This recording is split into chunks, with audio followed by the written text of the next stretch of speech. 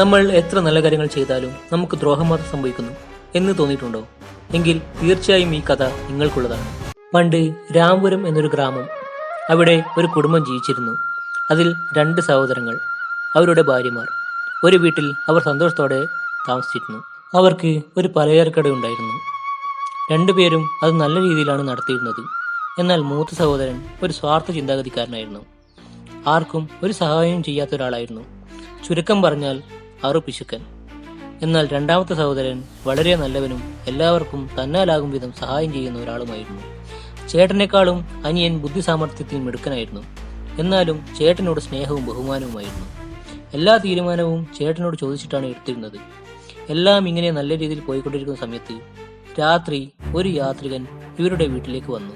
യാത്രികൻ വീടിന്റെ കതകിൽ തട്ടിയതും ആദ്യം വന്നത് മൂത്ത ജ്യേഷ്ഠനും ഭാര്യയുമായിരുന്നു.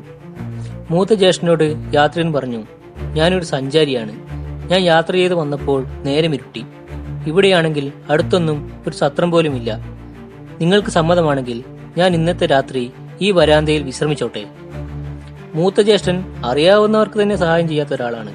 പിന്നെയല്ലേ വഴിപോക്കനെ സഹായിക്കുന്നത്. നിങ്ങളെ ഇവിടെ താമസിപ്പിക്കാൻ താല്പര്യമില്ല എന്ന് മൂത്ത ജ്യേഷ്ഠൻ യാത്രികനോട് പറഞ്ഞു. എന്നിട്ട് അവർ അകത്തേക്ക് പോയി. എന്നാൽ ഇളയ സഹോദരൻ ഇതൊക്കെ കേൾക്കുന്നുണ്ടായിരുന്നു. ആ യാത്രികന്റെ അവസ്ഥ ഇളയ സഹോദരന് മനസ്സിലായി. അദ്ദേഹം ഒരു സോഫ എടുത്തുകൊണ്ടുവന്ന് വരാന്തയിൽ വെച്ചു. എന്നിട്ട് പറഞ്ഞു, ഇവിടെ വിശ്രമിച്ചാലും. ആട്ടെ, നിങ്ങൾ ഭക്ഷണം കഴിച്ചു എന്ന് അന്വേഷിച്ച് യാത്രികന് വയറു നിറയെ ആഹാരവും ഇളയ സഹോദരൻ കൊടുത്തു. പുതക്കാൻ പുതപ്പ് കൊടുത്തു. ആ യാത്രികൻ ആ രാത്രി അവിടെ നല്ല രീതിയിൽ കിടന്നുറങ്ങി. അങ്ങനെ ആ രാത്രി കടന്നുപോയി. പിറ്റേന്ന് രാവിലെ ആ യാത്രികൻ അവരുടെ വീടിന്റെ കതകിൽ തട്ടി. എന്നാൽ കതക് തുറന്നത് മൂത്ത ജ്യേഷ്ഠനും ഭാര്യയും. യാത്രികനെ കണ്ടതും അവരുടെ മുഖത്ത് ദേഷ്യമാണ് ഉണ്ടായത്. അപ്പോൾ യാത്രികൻ അവരോട് പറഞ്ഞു, ഞാൻ ഇവിടുന്ന് പോവുകയാണ്. ഇന്നലെ രാത്രി എന്നെ നല്ല രീതിയിൽ പരിചരിച്ച നിങ്ങളുടെ സഹോദരന് നന്ദി. അതുകൊണ്ട് ഈ താളിയോല സമ്മാനമായി നിങ്ങളുടെ ഇളയ സഹോദരന് കൊടുക്കണം. ഈ താളിയോലിൽ ഒരു പ്രശ്നോത്തരിയുണ്ട്. അതിന്റെ ഉത്തരം കണ്ടെത്തി സമ്പന്നനാകാൻ നിങ്ങളുടെ ഇളയ സഹോദരനോട് പറയണം. ഇതും പറഞ്ഞ് താളിയോല മൂത്ത സഹോദരനെ ഏൽപ്പിച്ച് യാത്രികൻ അവിടെ നിന്നും യാത്രയായി. കയ്യിൽ കിട്ടിയ താളിയോല മൂത്ത ജ്യേഷ്ഠനും ഭാര്യയും തിരിച്ചും മറിച്ചും നോക്കി. അത് എന്ത് താളിയോലാണെന്നറിയോ?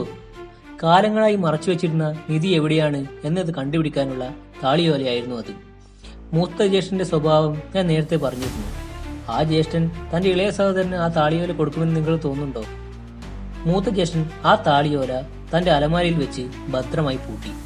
എന്നാൽ ഇതിനെക്കുറിച്ച് ഇളയ സഹോദരനോട് ഒരു വാക്കുപോലും പറഞ്ഞില്ല. രാത്രി നേരങ്ങളിൽ മൂത്ത ജ്യേഷ്ഠനും ഭാര്യയും ആ താളിയോല എടുത്തു നോക്കി. ആ താളിയോലയിൽ ഇപ്രകാരം എഴുതിയിരുന്നു, നീരാളിയുടെ തലയോട് മയിൽപ്പീലിയുടെ വാൽ ചേർന്നാൽ വരുമേ ഒരു മല, അതിൽ നീ ധനത്തെ തേട്, മുഖം 2, വാക്ക് 2, 2 2ആയി എല്ലാം 2 വിധം. കൂടെ അതിന്റെ അടിയിൽ ഒരു മാപ്പും. ഈ പ്രശ്നോത്തരിയുടെ ഉത്തരം കണ്ടെത്തി ആ മാപ്പിലുള്ള സ്ഥലത്ത് നിധിയുണ്ടെന്ന് മൂത്ത ജ്യേഷ്ഠനും ഭാര്യയും മനസ്സിലാക്കി. എന്നാൽ ഈ പ്രശ്നോത്തരിയുടെ ഉത്തരം എന്താണെന്ന് മൂത്ത ജ്യേഷ്ഠനും ഭാര്യയും ആരാഞ്ഞു. എത്ര തന്നെ ആലോചിച്ചിട്ടും അവർക്ക് അതിന്റെ ഉത്തരം കണ്ടെത്താനായില്ല. നീരാളി കടലിലുണ്ടാകും, മയിൽപ്പീലി കാട്ടിലുണ്ടാകും. നമ്മൾ ഇനി കാട്ടിലേക്കും പോകണോ എന്ന് ഭാര്യ മൂത്ത ജ്യേഷ്ഠനോട് ചോദിച്ചു. മൂത്ത ജ്യേഷ്ഠൻ അതിന് ഉത്തരം കണ്ടെത്താൻ തീരുമാനിച്ചു. അങ്ങനെ ഇളയ സഹോദരനോട് ചോദിക്കാൻ മൂത്ത ജ്യേഷ്ഠൻ തീരുമാനിച്ചു.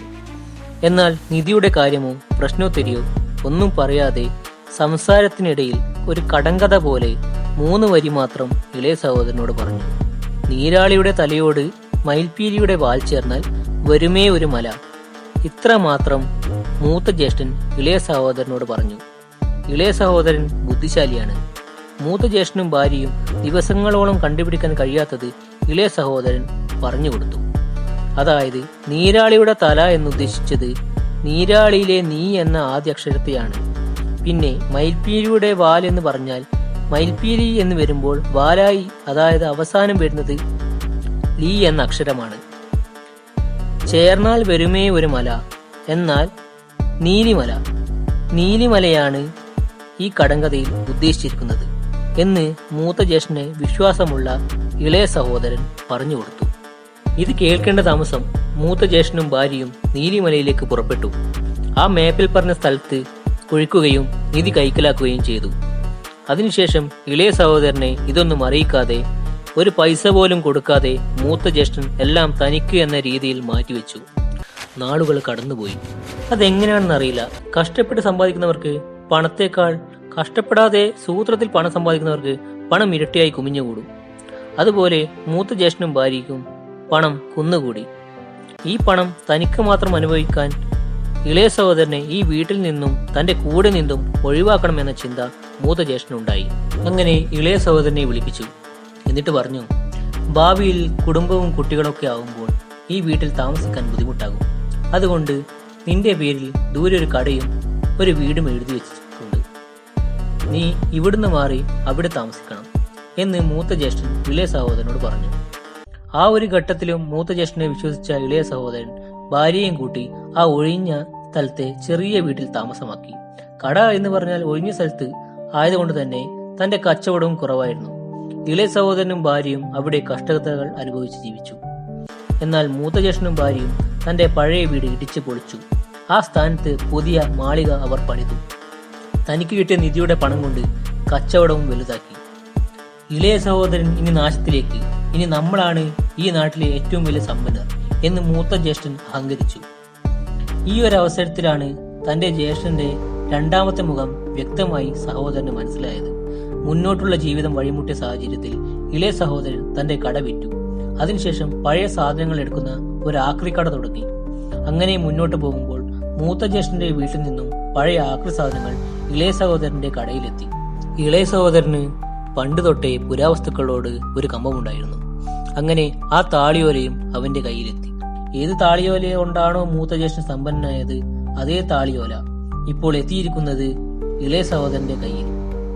ഇനി അതുകൊണ്ട് കാര്യമില്ല എന്ന് കരുതി ആക്രി സാധനത്തിലൂടെ ഉപേക്ഷിച്ചു മൂത്ത ജ്യേഷ്ഠൻ. അപ്പോൾ അവൻ ശ്രദ്ധിച്ചു നോക്കിയപ്പോഴാണ് അവന് മനസ്സിലായത്, പണ്ട് തന്റെ മൂത്ത ജ്യേഷ്ഠൻ കടങ്കഥ എന്ന് പറഞ്ഞ് തന്നോട് ഉത്തരം വാങ്ങിയതിന്റെ പിറകിലുള്ള കാര്യം ഇപ്പോഴാണ് ഇളയ സഹോദരന് മനസ്സിലായത്. അന്ന് ജ്യേഷ്ഠൻ 3 വരി മാത്രമേ തന്നോട് പറഞ്ഞിട്ടുള്ളൂ. ഇപ്പോൾ നോക്കിയപ്പോഴാണ്, വരുമേ ഒരു മല, അതിൽ നീ ധനത്തെ തേടൂ, കൂടാതെ ആ മേപ്പും. എല്ലാം കണ്ടപ്പോൾ ഇളയ സഹോദരന് കാര്യങ്ങൾ വ്യക്തമായി. അത് വെറും കടങ്കഥയല്ല, നിധിയിലേക്കുള്ള വഴിയാണെന്നും മൂത്ത ജ്യേഷ്ഠൻ ഇത് എന്നിൽ നിന്നും മറച്ചുവെച്ചു എന്നും എന്നോട് തന്നെ ഉത്തരം ചോദിച്ച് ഞാൻ പോലും അറിയാതെ നിധി സ്വന്തമാക്കി പണക്കാരനായി എന്നും ഇളയ സഹോദരൻ പൂർണ്ണമായും തിരിച്ചറിഞ്ഞു. ഈ ഒരു സമയത്താണ് മൂത്ത ജ്യേഷ്ഠന്റെ സുഹൃത്തിനെ കണ്ടുമുട്ടിയത്. ആ സുഹൃത്ത് മുഖേനയാണ് എന്താണ് സംഭവിച്ചതെന്ന് പൂർണ്ണത കിട്ടിയത്. ആ താളിയോല കൊടുത്തത് മറ്റാരുമല്ല, അന്ന് നിങ്ങളുടെ ഭവനത്തിൽ വന്ന ആ യാത്രികനാണ്. ആ സഞ്ചാരി നിനക്ക് തരാൻ വേണ്ടി ജ്യേഷ്ഠനെ ഏൽപ്പിച്ചതാണെന്നും ആ സുഹൃത്ത് മുഖാന്തരം അറിഞ്ഞു. നിധി കിട്ടിയില്ലെങ്കിലും കുഴപ്പമില്ല, എന്നാലും മൂത്ത ജ്യേഷ്ഠൻ തന്നെ ചതിച്ചല്ലോ. അവർക്ക് എത്ര സത്യസന്ധമായി ഇരുന്നിട്ടും തനിക്കിങ്ങനെ ഒരു ദ്രോഹം ചെയ്തല്ലോ എന്നോർത്ത് ഇളയ സഹോദരൻ തകർന്നുപോയ ഇളയ സഹോദരന്റെ മനസ്സിൽ ഒറ്റ കാര്യം മാത്രം വന്നു, എനിക്ക് എന്തിനാണ് ഇങ്ങനെ ഒരു ദ്രോഹം വന്നു ചേർന്നത്? ഞാൻ ആർക്കും ഒരു ദ്രോഹം ചെയ്തിട്ടില്ല, എല്ലാവർക്കും നല്ലത് മാത്രമേ ചെയ്തിട്ടുള്ളൂ. എത്ര സത്യസന്ധമായി ഇരുന്നിട്ടും എനിക്ക് എന്താണ് ഇങ്ങനെ ഒരു ദ്രോഹം സംഭവിച്ചത് എന്നോർത്ത് ഇളയ സഹോദരന്റെ മനസ്സ് ഒരുപാട് വേദനിച്ചു. ഈ ഒരു ചോദ്യം അവന്റെ ഊണിലും ഉറക്കത്തിലും അലട്ടി. ഭാര്യയോട് സംസാരിക്കാതെയായി. കച്ചവടത്തിൽ ഉഴപ്പാൻ ആരംഭിച്ചു. തനിക്ക് ചെയ്ത ദ്രോഹത്തെ മറക്കാൻ കഴിയാതെ, വ്യാപാരത്തിലും ശ്രദ്ധിക്കാതെ സങ്കടക്കടലിൽ താഴ്ന്നുപോയി ആ പാവം ഇളയ സഹോദരൻ. മാസങ്ങൾ കടന്നുപോയി. ഇളയ സഹോദരന്റെ അവസ്ഥ കണ്ട് ഭാര്യയ്ക്ക് സഹിക്കാൻ പറ്റിയില്ല. ഈ രീതിയിൽ മുന്നോട്ട് പോയാൽ കുടുംബം നടുറോട്ടിലാകുമെന്ന് ഭാര്യ വ്യാകുലപ്പെട്ടു. ഈ ഒരു സമയം അവരുടെ വീടിന്റെ കതക് ആരോ തട്ടി. അത് മറ്റാരുമായിരുന്നില്ല. ഇളയ സഹോദരൻ ആരെയാണോ അന്ന് രാത്രി സഹായിച്ചത്, ആർക്കാണോ അന്ന് രാത്രി ഭക്ഷണം കൊടുത്തത്, തനിക്ക് തരേണ്ട താളിയോല മൂത്ത ജ്യേഷ്ഠനെ ആരാണോ ഏൽപ്പിച്ചത്, അതേ യാത്രികൻ വീണ്ടും തന്റെ മുന്നിൽ എത്തിയിരിക്കുകയാണ്. എന്നാൽ ഇത്തവണ അദ്ദേഹം വന്നത് ഒരു സന്യാസിയായിട്ടാണ്. അന്നും അദ്ദേഹം സന്യാസിയായിരുന്നു, പക്ഷെ വേഷം മാറിയായിരുന്നു അവരുടെ മുന്നിൽ വന്നതും താളിയോല കൊടുത്തതും. അങ്ങനെ ഇളയ സഹോദരന്റെ ചോദ്യത്തിനുള്ള മറുപടിയായിട്ടാണ് ഇത്തവണ സന്യാസി വന്നത്. മകനെ, നിനക്ക് എന്നോട് ചോദിക്കാനുള്ളത് ഒക്കെയും ചോദിക്കുക. എനിക്ക് എന്തിനാണ് ഇങ്ങനൊരു ദ്രോഹം ചെയ്തത്? ഞാൻ ആർക്കും ഒരു ദ്രോഹം ചെയ്തിട്ടില്ല, ആരെയും ഉപദ്രവിച്ചിട്ടുമില്ല. എന്നിട്ടും എനിക്കെന്തിനാണ് ഇങ്ങനെ ഒരു ദ്രോഹം വന്നു ചേർന്നത്? ഇത് കേട്ട സന്യാസി അവനോട് പറഞ്ഞു, നീ വിശ്വസിച്ച നിന്റെ ജ്യേഷ്ഠൻ ഒരു ദ്രോഹിയാണ്, കാപട്യക്കാരനാണ്. അതിനാലാണ് ഈ ദ്രോഹം നടന്നത്. നിന്റെ ജ്യേഷ്ഠന്റെ രണ്ടാമത്തെ മുഖംമൂടി അഴിയണം. അതിനു വേണ്ടിയാണ് ഈ ദ്രോഹം നിനക്ക് നടന്നത്. ഈ ദ്രോഹം ഇപ്പോൾ നടന്നില്ലെങ്കിൽ പിന്നീട് ഇതിലും വലിയ ദ്രോഹമായിരിക്കും നിന്നോട് അയാൾ ചെയ്യുക. അപ്പോൾ നിന്നെപ്പോലും നിനക്ക് രക്ഷിക്കാൻ പറ്റാത്ത അവസ്ഥ വരും. ഇതുകൊണ്ടാണ് ഈ ദ്രോഹം നിനക്ക് ഇപ്പോൾ നടന്നത്. ഇത് നിനക്ക് സംഭവിക്കുമെന്ന് ഞാൻ മുൻകൂട്ടി അറിഞ്ഞതുകൊണ്ടാണ് നിന്നെ തേടി വന്നത്. ആ താളിയോല നിന്റെ ജ്യേഷ്ഠനെ ഏൽപ്പിച്ചത് അതിനു വേണ്ടിയാണ്. ഇത് കേട്ടതും ഇളയ സഹോദരന്റെ കണ്ണിൽ നിന്നും കണ്ണീര് വന്നു. ഒരു നിമിഷം തളർന്നിരുന്നു. എന്നാൽ ഇളയ സഹോദരന്റെ ഭാര്യ സന്യാസി പറഞ്ഞതിനോട് തീരെ താല്പര്യമില്ലായിരുന്നു. സ്വാമി, മുഖംമൂടി അഴിയണം, സത്യം വെളിയിൽ കൊണ്ടുവരണം, എല്ലാം ശരി.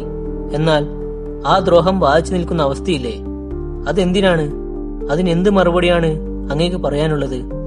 സന്യാസി ഒരു നിമിഷം മന്ദഹസിച്ചു. മകളെ, ആ താളിയോല ഇപ്പോ നിന്റെ കയ്യിലല്ലേ ഉള്ളത്, അതിങ്ങെടുക്കൂ. ആ താളിയോല സന്യാസി ഏൽപ്പിച്ചു.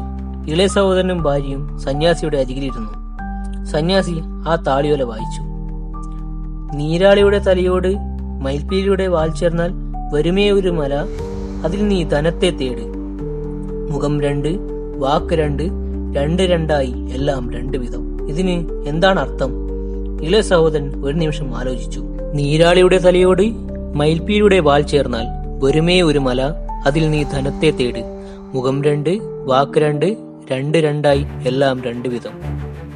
ദ്രോഹത്തിന്റെ മേഘം മാറി വന്നു.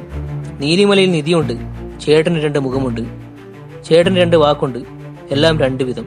അപ്പോ നിധിയും 2ആണോ? നിന്റെ ഊഹം ശരിയാണ്. നിന്റെ ചേട്ടൻ കുഴിച്ച സ്ഥലത്ത് 2 അടി താഴ്ചയിൽ മറ്റൊരു നിധിയുണ്ട്. അങ്ങനെ ഇളയ സഹോദരന് അവിടെ നിന്ന് നിധി കിട്ടി. അതും തന്റെ ചേട്ടനേക്കാൾ 2 മടങ്ങ് വലിയ നിധി.